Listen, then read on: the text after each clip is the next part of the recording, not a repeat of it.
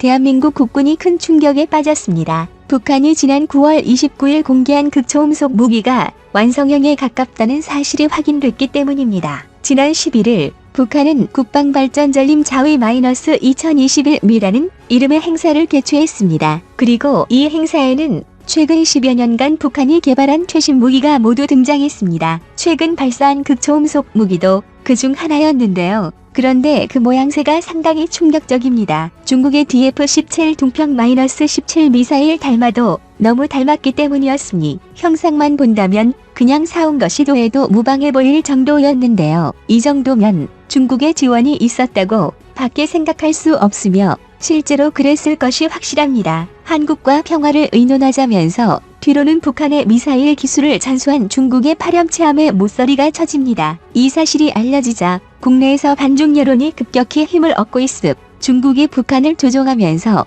남북 분쟁을 부추기고 있다는 사실에 분노한 것입니다. 반중 전선에 가담하자는 이야기까지 나올 정도인데요. 하지만 국내 군 경제 전문가들은 한국이 신중한 선택을 해야 한다고 조언하고 있습니다. 그 이유 또한 명확합니다. 아직 한국은 다른 미국의 동맹국과는 다른 처지에 있기 때문입니다. 평화의 중재자인지 강대국의 대리전장이 될지가 갈리는데요. 그래서 한국이 선택할 수 있는 가장 현명한 대안으로 떠오른 것이 바로 자주 강군을 통한 국방력 증강입니다. 그중 대표적인 게 한국의 기술력으로 전력화할 수 있고 주변국에 대한 전쟁 억지력이 강한 원잠 추진 계획인데요. 오늘 무기왕에서는 한국이 어떻게 기획하고 있는지에 대해 다뤄보겠습니다. 세계 여러 외신과 군 전문가들은 중국과 일본은 그런 국제 정세를 대서특필하며 보도하고 있습니다. 그리고 국내 일각에서 한국의 원잠 계획을 부정하는 주장들을 뒤엎듯 우리 군 당국은 새로운 전략 무기들을 공개했는데요. 그래서 외신들은 한국이 핵 관련 무기 체계를 도입하기 위한 일련의 과정이라고 보도하고 있습니다. 그런데 이런 보도가 상당히 파급력이 큽니다. 우리 대한민국이 주변국에 대한 충분한 전쟁 억지력이 있는 국가라는 것을 인식시키는 것이라 할 수 있습니다. 그중 대표적인 게 바로 원자력 추진 잠수함입니다. 우리의 첫 원자력 추진 잠수함은 그리고 그 규모는 5,000톤급의 잠수함이 될 것인데요. 공격 원잠치고는 너무 작은 게 아니냐고 할 수 있습니다. 그리고 북한을 상대하기에는 전혀 그렇지 않습니다. 미군의 최신 주력 공격 원잠인 버지니아급의 수중 배수량은 8,000톤 정도로 18,000톤이 넘는 미국의 오하이급 전략 잠수함에 비한다면 상당히 작은 크기입니다. 그러나 버지니아급 공격 원잠이 상대하는 전략 원잠들을 추적하거나 수상함들을 상대할 수 있는 능력은 그보다 더 큰 오하이오급 전략 원잠보다 버지니아급 공격 원잠이 훨씬 뛰어나며 작전 명역 역시 넓습니다. 그 이유는 크기가 전략 원잠인 SSBN보다 작기 때문에 낮은 수심에서도 작전이 원활하기 때문인데요. 전 세계 70%는 바다지만 대륙에 가까운 지역 중 1만 톤짜리 전략 원잠이 활동할 만큼 깊은 바다는 그리 넓지 않습니다. 특히 한국은 서해가 지형적 특색을 많이 타는 지역이기도 합니다. 서해는 수만 년 전까지만 하더라도 육지였을 정도로 해발 고도가 높습니다. 그래서 바다가 된 지금도 수심이 그리 깊지 않은데요. 이 바다에서 원활하게 작전하면서 북경이나 평양을 노릴 수 있는 잠수함을 만들려 한다면 아무래도 5,000톤을 넘기 어렵습니다. 그리고 대형 잠수함을 건조하기 위해선 기술적인 한계 역시 문제가 될 수 있는데요. 관련 기술을 확보한 국가들의 기술 지원이 없다면 단번에 1만 톤 이상의 대형 잠수함을 만드는 것은 아무리 한국의 기술 속도가 빠르다 할지라도 1만 톤이 넘는 잠수함을 단번에 개발하기란 어렵습니다. 하지만 다행히 모커스의 성립에 따라 한국은 핵잠수함 기술을 이전받을 수 있는 가능성이 아주 높아졌습니다. 그 이유는 미국 또는 프랑스의 도움을 받을 수 있게 됐기 때문입니다. 미국이 이번에 호주의 핵잠 기술 이전을 허용한 것은 매우 이례적인 일입니다. 중국을 대응할 수 있는 미국의 동맹에게는 충분히 가능하다는 것을 이번 사례를 통해 전 세계에 보여주었습니다. 즉 미국이 중국을 상대할 충분한 전력을 확보하지 못한다면 다음 대상은 한국이라는 것입니다. 바이든 정권이 수출 대상을 호주로 제한한다고 할지라도 한국 정부의 외교력에 따라 우리 역시 호주처럼 기술 이전을 받을 수도 있습니다. 설령 미국이 아니더라도 새로운 대안도 생겼습니다. 호주가 급격하게 오른 잠수함 가격에 난색을 보이자 프랑스는 디젤 잠수함 대신 원잠을 수출할 수 있다는 의사를 내비친 바가 있습니다. 그러나 미국의 눈치를 봐야 했기에 적극적으로 제한할 수 없었는데요. 하지만 미국이 프랑스의 뒤통수를 치고 호주에 원잠을 수출한 이상 프랑스로서는 이제 더는 원잠 수출을 꺼릴 이유가 없어졌습니다. 팔만한 나라만 있다면 자존심 때문에라도 제대로 된 원잠을 수출해야 하는 상황이 된 것입니다. 그러나 세상에 원잠 같은 초고가 무기를 구매할 나라는 그리 많지 않습니다. 원잠을 살 필요가 있는 나라들은 대부분 원잠을 만들 수 있는 나라들이기 때문입니다. 이는 우리 역시 마찬가지인데요. 하지만 우리 대한민국의 경우 프랑스와 협력할 만한 동기는 충분합니다. 현재 프랑스는 14,000톤 규모의 르 트리옹판급 전략원잠을 운영하고 있는데요. 트리옹판급 잠수함은 2010년 9월에 취역한 프랑스 해군의 전략 미사일 잠수함인 SSBN입니다. 만재 배수량 14,000톤으로 전장 138m, 선폭 12.5m, 추진 방식은 전홍축 우라늄을 사용하는 150MW급의 K-15 원자로를 사용합니다. 이뿐만 아니라 M51로 불리우는 핵미사일을 탑재했는데요. 이 미사일은 프랑스 해군의 잠수함 발사형 ICBM으로서 한 발의 M51 미사일에는 6개의 핵탄두가 탑재되는 다탄두 미사일 머브 16발을 탑재했습니다. M51은 3단 로켓으로 발사되는데 최대 1000km의 사정거리를 갖습니다. 현재 프랑스 해군은 4척의 SSBN 트리옹판급 잠수함을 운명하고 있을 만큼 핵잠수함 운용에 대해서는 다른 군사 강국에 버금가는 운명 노하우를 갖고 있습니다. 그래서 이와 관련된 기술을 한국이 이전받는 데 성공한다면 도산 만창호 배치 -3가 건조되고 한미 원자력 협정의 재개정 폐지가 결정될 2035년에는 동해 또는 남중국 해에 배치할 15,000톤급 전략원잠을 확보하는 것도 충분히 가능해질 것입니다. 그런데 여기에 변수가 생겼습니다. 세계 패권을 두고 미중 경쟁의 심화로 미국이 급박한 사정에 직면하게 되면 미국은 분명히 한국에게 도움의 손길을 요청하게 될 텐데요. 그래서 그 시기는 2035년보다 훨씬 앞당겨질 것으로 예상됩니다. 이런 국제 정세를 방증하는 것이 미영호 안보 동맹인 오커스입니다.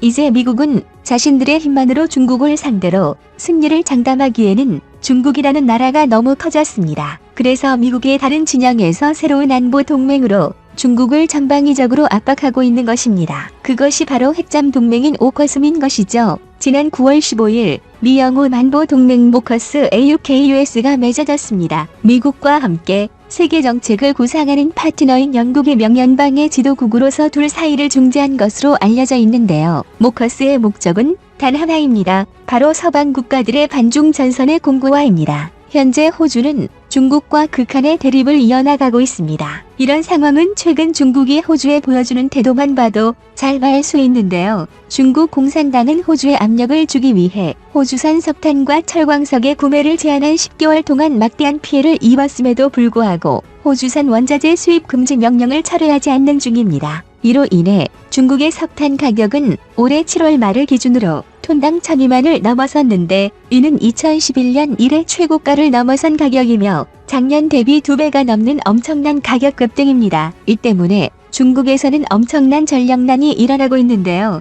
호주산 석탄은 중국이 발전용으로 수입하는 석탄의 50%에 달하는 막대한 규모라서 대체할 방법도 없습니다. 그럼에도 중국은 호주에 대한 무역 규제를 풀지 않고 있습니다. 반중을 생각하는 국가들의 본보기를 보이려 하는 것입니다. 당연히 호주 역시 이 사실을 잘 알고 있으며 중국의 무례하고 모만한 태도에 격분해 있는 상태입니다. 호주 현지의 반중 정서는 말 그대로 폭발해 있으며 이에 따라 호주 정부는 그 어느 때보다 강력한 반중 정책을 펼치고 있습니다. 엄청난 예산을 들여 군대를 강화하고 있는 것 역시 중국에 대응하기 위해서인데요. 그런데 호주의 상황과 한국의 대중국 상황이 매우 흡사합니다. 호주는 전체 수출에서 중국이 차지하는 비중은 약 32% 정도입니다. 이 수치는 홍콩을 포함한 우리나라의 대중 의존도와 별 차이가 없습니다. 미국과 일본에 대한 수출을 다 합쳐도 중국만 못하다는 점도 같습니다. 또한 지금 중국의 호주 경제 제재는 우리나라 사드 보복을 면상케 할 정도로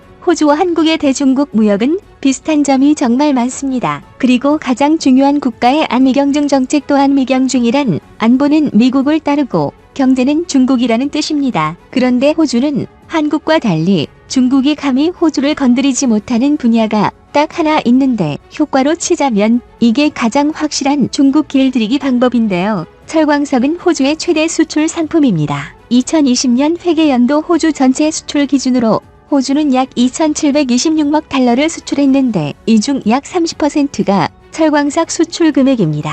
즉 중국의 경기 상황에 따라 호주 경제가 출렁일 수 있다는 것인데요. 과거 호주 경제는 중국 덕을 톡톡히 봤습니다. 2000년 36억 달러에 그쳤던 호주의 대중국 수출은 지금 약 740억 달러에 달해 20배 이상 늘었기 때문인데 그 핵심이 바로 철광석입니다. 중국은 석탄 수입을 금지했듯이 철광석 수입을 막는다면 호주 경제에 막대한 피해를 줘 호주를 제 손바닥 뒤집듯 주무를 수 있을 것이라 생각했습니다. 그런데 현실은 그와는 정반대로 흘러가고 있습니다. 호주산 철광석이 끊기면 중국 경제가 더 큰 타격을 입기 때문입니다. 사실 중국은 세계 최대 가공한 철을 생산하는 나라입니다. 중국에서 재련된 철로 자국 수요를 기본적으로 충당하고 그런데 그 철의 원료인 철광석은 80%를 수입에 의존하고 있고 그 수입의 60%가 호주산입니다. 쉽게 말해 중국에서 철 만드는 데 쓰이는 철광석이 없으면 심지어 이런 철은